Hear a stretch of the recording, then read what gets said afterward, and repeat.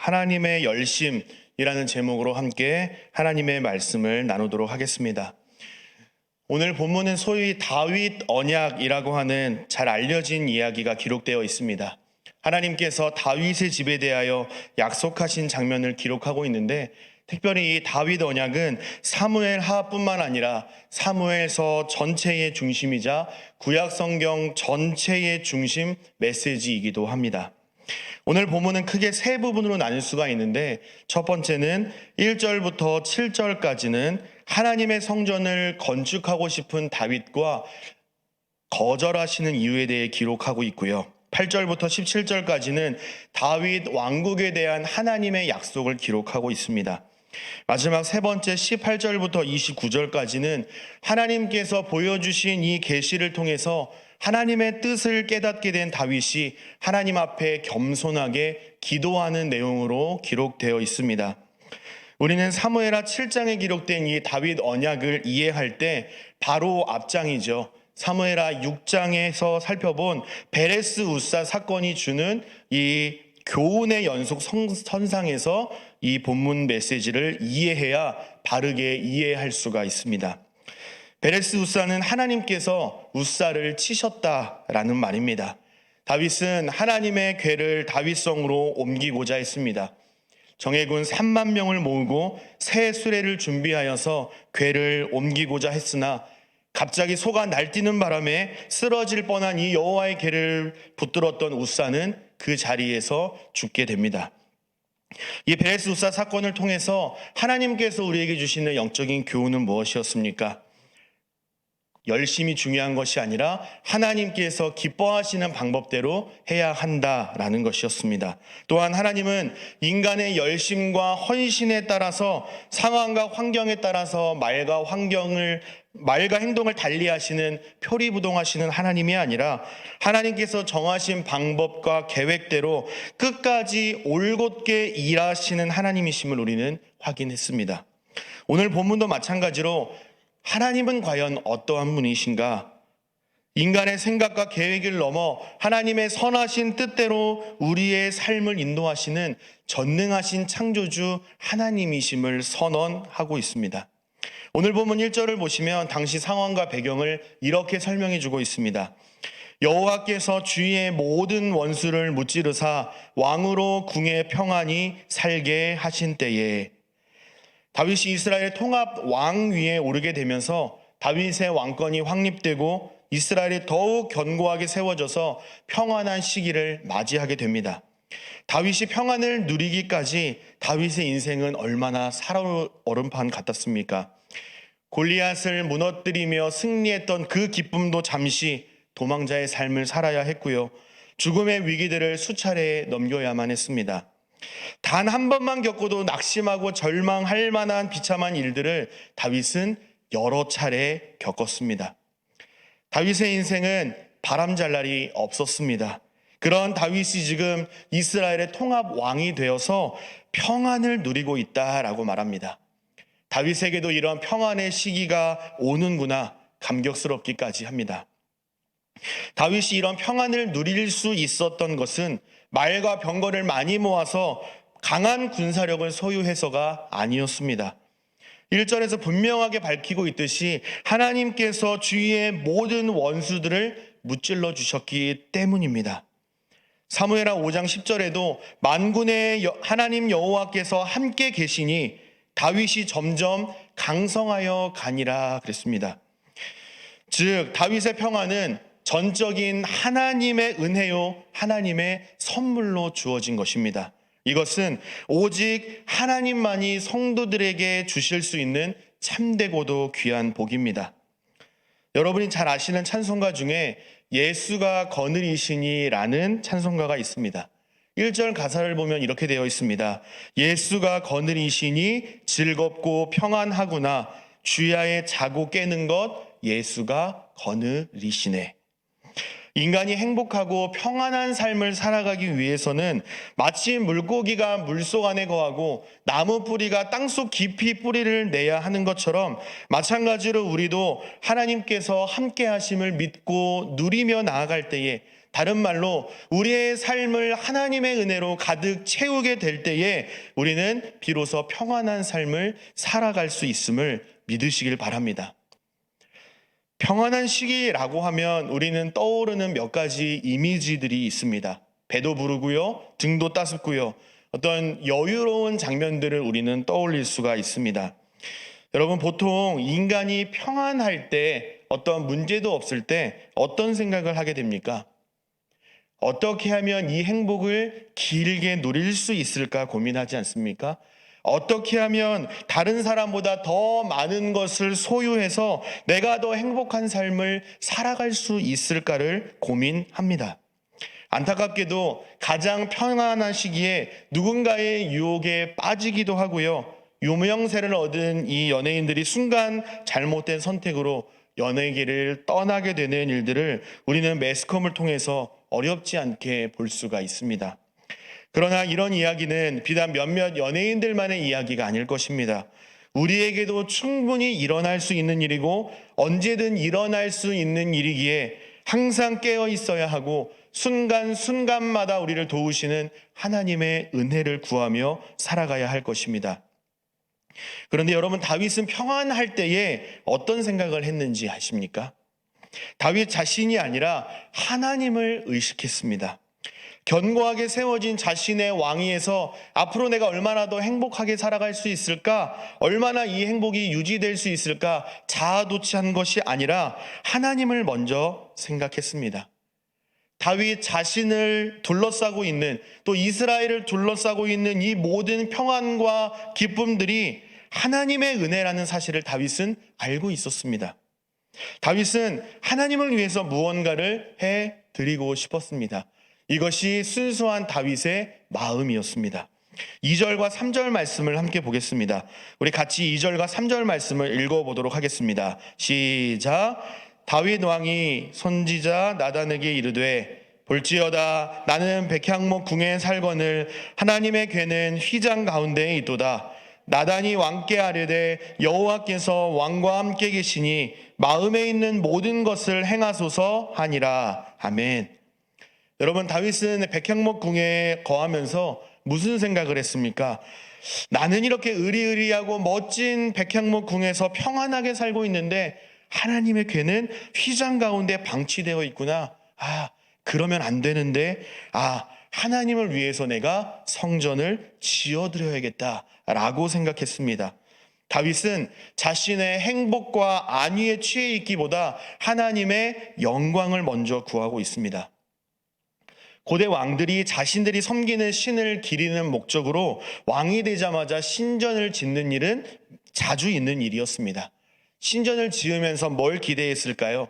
자신의 왕권을 신격화하는 수단으로 이용을 했습니다. 그러나 다윗은 하나님께 무언가를 바라서 그렇게 한 것이 아니었습니다. 다윗은 하나님을 향한 순수한 열심과 열정이 있었기 때문에 하나님을 위해서 성전을 멋지게 지어드리고 싶었습니다.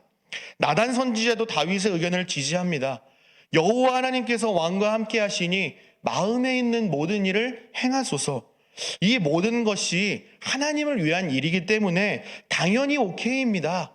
지지하고 있는 겁니다. 학자금 목회자인 이 유진 피터스는 성전은 사실상 건축된 것이나 다름없었다라고 설명하면서 성전 건축을 향한 다윗의 확고한 의지를 강조했습니다.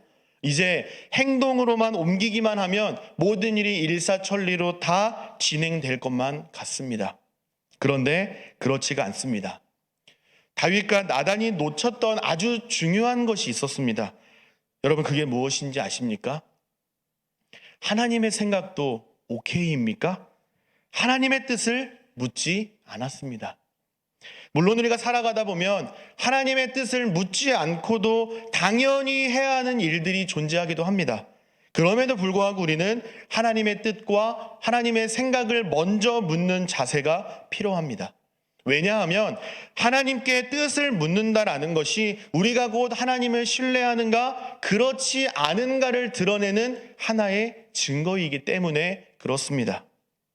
이 대목에서 신앙생활하는 그리스도인들이 반드시 기억해야 하는 한 가지 영적인 교훈이 있는데, 내가 보기에 좋고 남들이 보기에도 좋아 보이면 그것은 끝이 아니라 과연 하나님께 좋은 일인가? 하나님께서 기뻐하시는 일이고 하나님께서 허락하신 일인가? 하나님의 뜻을 먼저 묻고 난 뒤에 행동으로 옮겨야 합니다. 인간은 자신의 생각이 그리고 판단이 맞다라는 확신을 가지고 살아갑니다. 이것은 인간의 연약함이자 어리석음입니다. 저도 그런 경험들을 여러 번 했습니다. 제가 보기에는 이 선택이 분명 맞는 것처럼 고집부렸는데 나중에 돌아서서 보니까 그때 선배 목사님들의 말을 들을 걸, 어머니의 말을 들을 걸, 아버지의 말을 들을 걸, 그때 그 조언에 조금만 더 귀를 기울일 걸 이라고 하는 그런 후회되는 굵직굵직한 일들을 많이 겪었습니다. 그런데 감사하게도 하나님께서 은혜를 주셔서 재빨리 돌이킬 수 있는 은혜를 주셨습니다. 그때를 다시 한번 회상해 보니까 만약 그때 하나님께서 저를 붙들지 아니하시고 돌이키지 않았다면 저는 이 시간 여러분을 만나지 못했을 것이라 생각하게 됩니다. 그렇습니다. 인간이 보기에 별로인 것 같아 보이고 남들이 보기에는 더 별로인 것 같은 일들도 하나님께서 기뻐하시는 일이라고 한다면 우리는 그 일을 해야 합니다. 무슨 수를 써서라도 하나님의 일에 매진해야 합니다.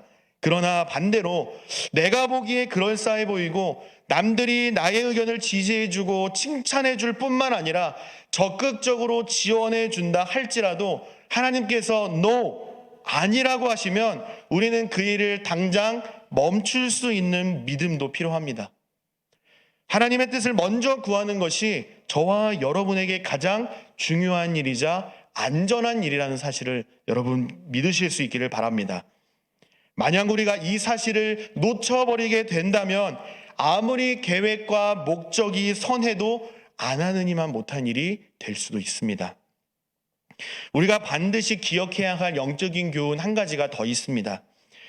그 일이 무엇이든 어떤 일이든 하나님께서는 우리에게 가장 좋은 것을 주시기를 원하시는 분이실 뿐만 아니라 우리를 선하게 인도하신다라는 하나님의 인도하심을 향한 믿음을 요구하신다는 것입니다. 자막을 함께 보겠습니다. 시편 127편 1절에서 시인은 이렇게 고백하고 있습니다. 우리 같이 한 목소리로 읽어보도록 하겠습니다. 시편 127편 1절 말씀입니다. 시작. 여호와께서 집을 세우지 아니하시면 세우는 자의 수고가 헛되며 여호와께서 성을 지키지 아니하시면 파수꾼의 깨어 있음이 헛되도다. 우리 계속해서 잠언 16장 9절 말씀도 한 목소리로 읽겠습니다. 시작. 사람이 마음으로 자기의 길을 계획할지라도 그의 걸음을 인도하시는 이는 여호와이시니라. 마지막 이사야 55장 8절 9절 말씀도 같이 읽겠습니다. 시작. 이는 내 생각이 너희의 생각과 다르며 내 길은 너희의 길과 다름이니라. 여호와의 말씀이니라. 이는 하늘이 땅보다 높음 같이 내 길은 너희의 길보다 높으며 내 생각은 너희의 생각보다 높음이니라. 아멘. 사랑하는 성도 여러분, 우리가 무언가를 결정하기 전에 하나님의 뜻을 먼저 구해야 하는 이유가 무엇입니까? 우리를 가장 선한 길로 인도하신다라는 하나님을 향한 믿음이 필요한 이유가 무엇입니까? 우리가 읽은 이 세 구절이 우리에게 힌트를 주고 있습니다. 언제나 어떤 상황이든지 하나님의 생각이 우리의 생각보다 크고요. 높고 깊고 완전하며 우리에게 유익을 주기 때문입니다. 이 사실을 인정하는 믿음이 저와 여러분에게 있게 되기를 간절히 원합니다. 다윗과 나단에게 좋게 보였던 일, 하나님을 위해 성전을 건축하겠다는 제안에 하나님은 어떻게 말씀하십니까? No, 거절하십니다. 거절하신 이유가 4절, 7절에 기록되어 있는데 한마디로 하나님은 성전에 갇혀 계시는 분이 아니라는 것입니다. 4절에 보니까 그 밤에 여호와의 말씀이 나단에게 임합니다. 그 밤에 급하게 찾아오신 것이죠. 하나님께서 나단을 통해서 다윗에게 말씀하십니다. 네가 나를 위하여 내가 살 집을 건축하겠느냐? 여러분, 이 말씀은 다윗의 제안에 감동해서 하시는 질문일까요? 아니면 틀렸다고 가르쳐 주시는 걸까요? 두 번째죠. 잘못된 접근이라는 것입니다. 우주적인 관점에서 봤을 때 정말 이 점보다도 못한 이 성전 안에 창조주 하나님을 가두려는 다윗에게 하나님과 크고 위대한 하나님의 뜻이 있음을 알려주시는 겁니다. 그 밤에 찾아가셔서 알게 하시는 겁니다. 또한 다윗의 제안을 거절하신 신학적인 이유도 있습니다. 같은 본문을 다른 관점에서 기록하고 있는 이 역대상 22장 8절 말씀에는 이렇게 기록하고 있습니다. 자막을 띄워주시면 제가 읽어드리도록 하겠습니다. 역대상 22장 8절 말씀입니다. 여호와의 말씀이 내게 임하여 이르시되 너는 피를 심히 많이 흘렸고 크게 전쟁하였느니라. 내가 내 앞에서 땅에 피를 많이 흘렸은즉 내 이름을 위하여 성전을 건축하지 못하리라. 역대상 28장 3절에도 같은 말씀을 하시는데 하나님이 내게 이르시되 너는 전쟁을 많이 한 사람이라 피를 많이 흘렸으니 내 이름을 위하여 성전을 건축하지 못하리라 하셨느니라. 아멘. 여러분, 역대상 말씀은요, 다윗이 성전을 건축하는 데에 그러한 자격이 없음을 말씀하시는 것이 아닙니다. 너 손에 피를 많이 묻혔기 때문에 너는 성전을 지을 자격 없어라고 책망하시는 부분이 아닙니다. 우리는요, 내가 제안한 어떤 의견이 무산되거나 거절당할 때요, 이 사람이 나를 무시하는 거 아니야? 라고 생각하는 경향이 있습니다. 그냥 내 의견이 좀 더 별로라 조금 더 좋은 의견을 선택했을 뿐인데 이상하게 나의 존재와 인격을 무시하는 것처럼 생각하게 됩니다. 지금 다윗의 상황도 그렇습니다. 지금 하나님께서는 다윗 자체를 거절하시는 것이 아닙니다. 다윗의 진심은 기쁘게 생각하고 계십니다. 흡족하게 받으셨지만 다윗이 성전을 건축하고 싶다는 다윗의 제안만 쏙 거절하고 있는 상황입니다. 여러분, 하나님께서 다윗의 제안을 거절하신 이유가 무엇입니까? 피를 많이 흘렸기 때문이라 말씀하지 않습니까? 이것은 다윗에게 맡겨진 책임, 즉 다윗의 사명은 성전을 건축하는 것이 아니라 하나님의 뜻을 지금 가르쳐주고 있는데 지금 다윗에게 맡겨진 사명은 성전을 건축하는 일이 아니라 손에 피를 많이 묻히며 나라를 위하여 전쟁하는 일이라고 말씀해 주시는 겁니다.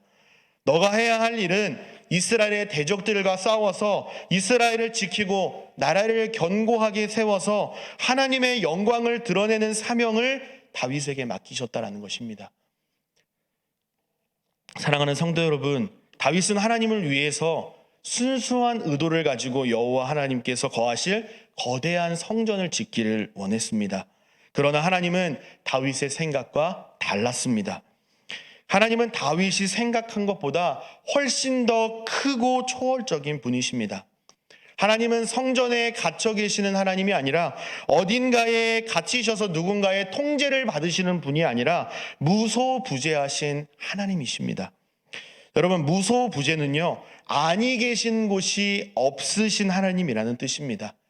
아니 계신 곳이 없이 어디에나 계시는 살아계신 하나님이라는 뜻입니다. 그러므로 성전은 하나님을 통제할 수 있다고요? 없다고요? 없습니다. 하나님을 통제할 수 없습니다.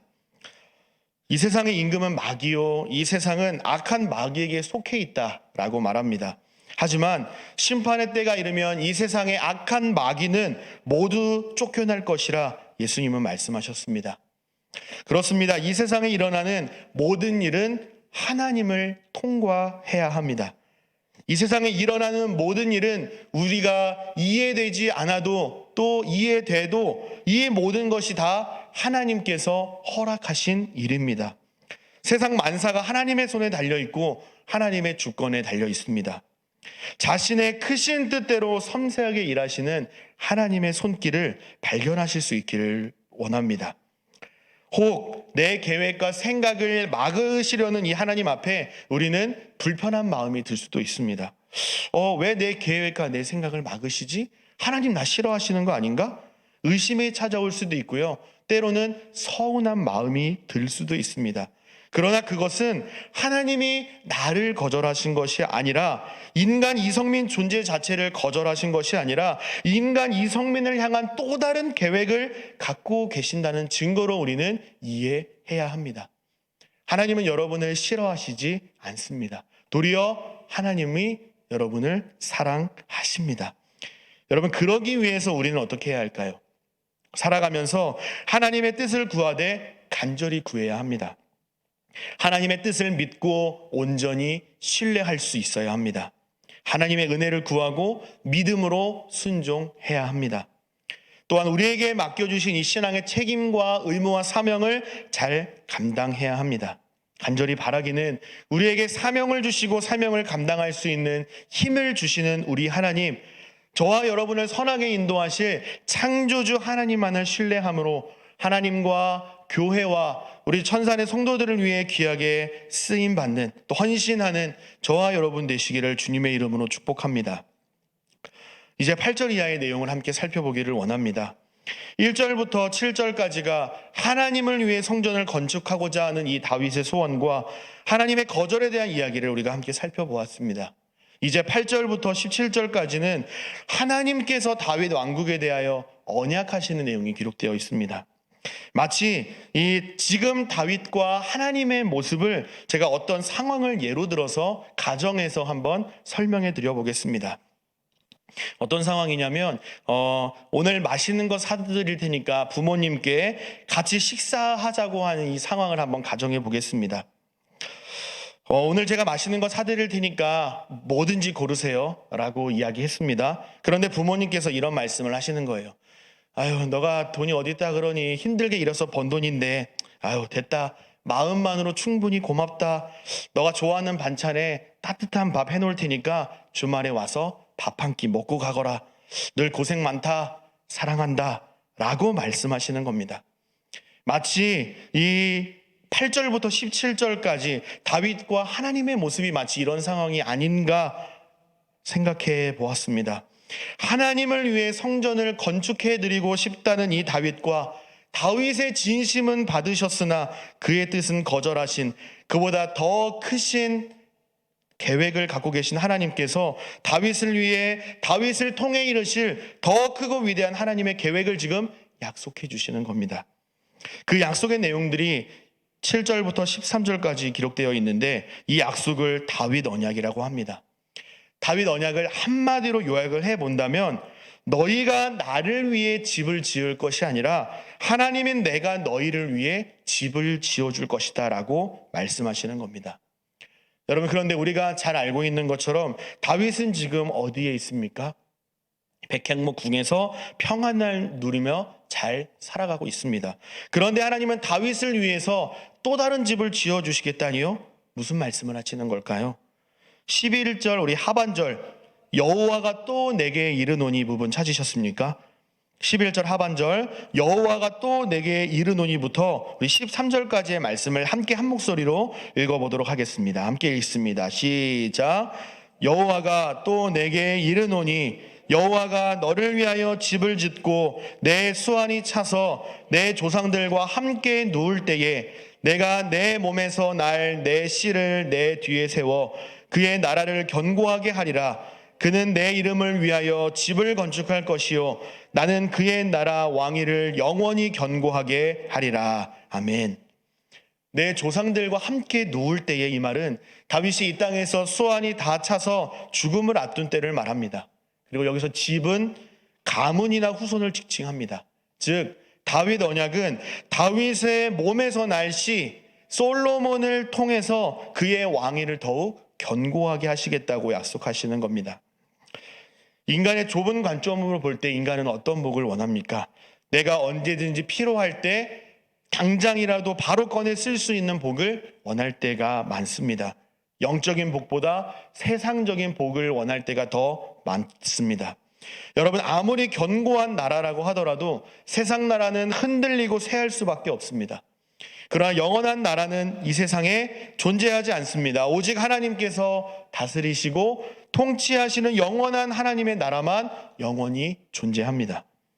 하나님께서는 다윗의 후손, 가깝게는 솔로몬을 통해 또 멀게는 구약에 예언된 메시아 다윗의 후손 예수 그리스도를 통해 완전하게 세우실 영원한 하나님의 나라를 선물로 주시겠다고 지금 다윗에게 약속하고 있는 겁니다. 우리가 약 열흘 전에 마태복음 1장에 기록된 예수 그리스도의 족보를 함께 살펴보았습니다. 여러분, 예수 그리스도의 족보는 어떻게 시작합니까? 마태복음 1장 1절에 따르면 아브라함과 다윗의 자손 예수 그리스도의 계보라, 이렇게 시작하고 있습니다. 우리에게 익숙한 반가운 이름이 등장하죠. 다윗의 자손 예수 그리스도의 계보라. 마태복음 1장 1절부터 17절까지는 예수님의 족보가 기록이 되어 있는데, 우리 마태복음 1장 17절 말씀을 좀 보겠습니다. 마태복음 1장 17절 말씀 자막을 보시면, 그런즉 모든 대수가 아브라함으로부터 다윗까지 14대요 다윗부터 바벨론으로 사로잡혀 갈 때까지 14대요 바벨론으로 사로잡혀 간 후부터 그리스도까지 14대더라 라고 기록하고 있습니다. 하나님께서 아브라함과 다윗에게 분명하게 약속하셨고 그 약속을 신실하게 이루시는 하나님이심을 이 예수 그리스도의 족보를 통해서 우리는 다시금 확인하고 있습니다. 그런데 예수님의 족보를 보면 등장하지 않아도 될, 어쩌면 지우고 싶은 사람들의 이름이 기록되어 있습니다. 5명의 이방 여인들이 기록되어 있죠. 우리의 관점으로 볼 때는 문제없는 족보처럼 보이지만 유대인의 관점에서 본 예수님의 족보는요, 사실 수치스럽고 불완전한 족보입니다. 좀 전에 말씀드린 것처럼 예수님의 족보에 기록된 이 5명의 이방 여인 때문에 그렇습니다. 첫 번째 인물은 다말입니다. 여러분, 다말은 누구입니까? 대가 끊어질까봐 시아버지인 유다를 속여서 쌍둥이 아들을 낳은 며느리입니다. 지금 들어도 충격적이죠. 두 번째 인물은 라합입니다. 이스라엘이 여리고성에 정탐을 갔을 때 위험에 처한 두 정탐꾼을 숨겨주고 후에는 라합뿐만 아니라 그의 가족이 구원을 얻게 됩니다. 사실은 칭찬받아 마땅한 여인이죠.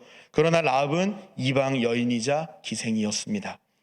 세 번째 인물은 룻입니다. 마찬가지로 룻도 이방 여인입니다. 모압 땅에서 시어머니 나오미를 따라 베들레헴으로 거처를 옮겨온 이방 여인입니다.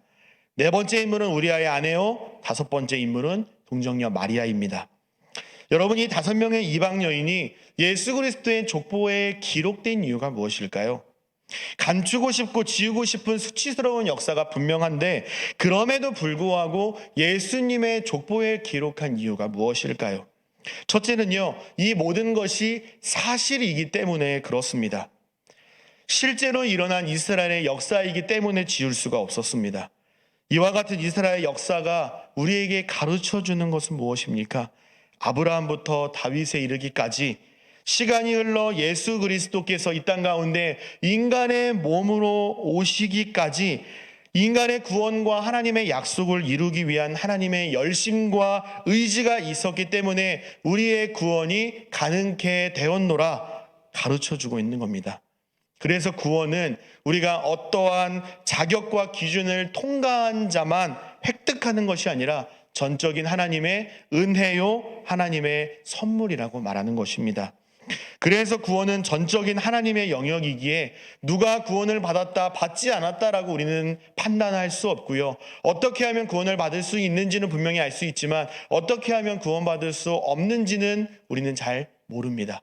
언제 하나님께서 특별한 은혜를 부어주셔서 그를 부르실지 모르기 때문입니다. 그러나 확실한 것은 우리는 예수 그리스도를 믿음으로 말미암아 구원을 받게 됩니다. 그래서 우리는 하나님의 선물이라 이것을 자랑할 수 없고 결코 교만할 수 없는 것입니다. 하나님의 은혜로 구원받았기 때문에 은혜에 합당한 삶을 살아내야 할 신앙의 책임과 의무 또한 우리가 반드시 져야 하는 것입니다. 우리의 구원을 완성하시는 이 하나님의 열심과 집념과 개념이 없었다면, 계획이 없었다면 우리는 영원한 죽음뿐인 비참한 존재들입니다. 그래서 우리는 모든 것이 하나님의 은혜라고 고백할 수밖에 없습니다. 이렇게 하나님은 다윗에게 귀하고 복된 언약을 주고 계십니다. 하나님께서 반드시 성취하시고 완벽하게 이루실 것이라 나단을 통하여 한 번 더 말씀해 주십니다. 이 모든 계시와 약속을 깨닫게 된 다윗은 하나님 앞에 어떤 자세를 취하고 있는지 그의 태도가 우리에게 큰 도전을 줍니다. 18절 상반절에 보니까 다윗 왕이 여호와 앞에 들어가 앉아서 이르되라고 되어 있습니다. 여러분, 다윗이 하나님의 계시를 깨달은 다윗이 여호와 앞에 앉았다라는 것은 무엇을 의미할까요? 앉아서 뭘 했을까요? 히브리어 아사부라는 단어가 쓰였는데요. 이 아사부라는 단어는요, 아무것도 안 하고 그냥 앉아만 있었다는 의미가 아니라 하나님 앞에 오랜 시간 머물러 있었다는 것입니다. 오래 머물러서 뭘 했을까요? 하나님 앞에 겸손하게 기도했음을 의미합니다. 다윗은 하나님의 거절을 경험하고도 자신을 향한 더 크고 위대한 하나님의 뜻과 계획을 깨달았습니다. 그래서 하나님 앞에 오래 머물며 겸손하게 하나님의 뜻을 묻기도 하고 하나님께 감사하기도 하고 하나님의 위대하심 앞에 압도되어 하나님께 영광 돌리고 있습니다. 다윗은 하나님의 거절을 경험한 뒤에 이전보다 더 크고 깊은 한량없는 하나님의 은혜를 경험하게 되었습니다. 그래서 더욱 겸손한 자세로 하나님 앞에 나아가 경배하고 믿음과 신뢰를 드리고 있습니다. 사무엘하 7장 28, 29절에는 이렇게 기록되어 있습니다. 우리 같이 읽도록 하겠습니다. 사무엘하 7장 28절, 29절 말씀입니다. 시작. 주 여호와여, 오직 주는 하나님이시며 주의 말씀들이 참되시니이다. 주께서 이 좋은 것을 주의 종들에게 말씀하셨사오니 이제 청하건대 종의 집에 복을 주사 주 앞에 영원히 있게 하옵소서. 주 여호와께서 말씀하셨사오니 주의 종의 집이 영원히 복을 받게 하옵소서 하니라. 아멘. 여기서 우리가 주목해야 할 표현이 있는데 주 여호와께서 말씀하셨사오니라는 표현입니다. 주 여호와께서 말씀하셨다라는 것은요, 인간의 어떠함이 조금도 포함되어 있지 않은 순도 100% 하나님의 능동적인 행동을 강조하는 표현입니다. 하나님께서 다윗 언약으로 약속하셨으니, 말씀하셨으니 하나님께서 주의 종의 집이 영원히 복을 받게 해 주십시오라고 하나님의 은혜를 구하는 다윗의 간절한 기도로 오늘 본문은 마무리되고 있습니다. 사랑하는 성도 여러분, 우리도 다윗처럼 하나님의 놀라운 약속을 붙들며 하나님의 은혜를 구하는 복된 인생 되시기를 간절히 소망합니다. 하나님께서 다윗을 주목하시고 다윗을 붙드시고 귀하게 사용하신 것처럼 저와 여러분의 삶 속에서도 동일하게 역사하고 계심을 믿습니다. 하나님의 임재와 동행을 소중하게 여길 수 있는 영적인 눈이 열리게 해달라고 하나님 앞에 기도하실 수 있기를 바랍니다.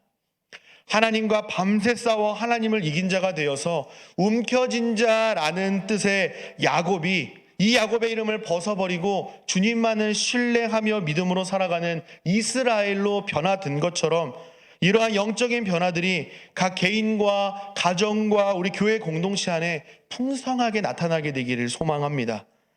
여러분, 우리 하나님은 성전 안에 갇혀 계신 작은 하나님이 아닙니다. 누군가에게 통제를 받으시는 분도 아닙니다. 도리어 하나님의 주권대로 통치하시는 전능하신 하나님이십니다.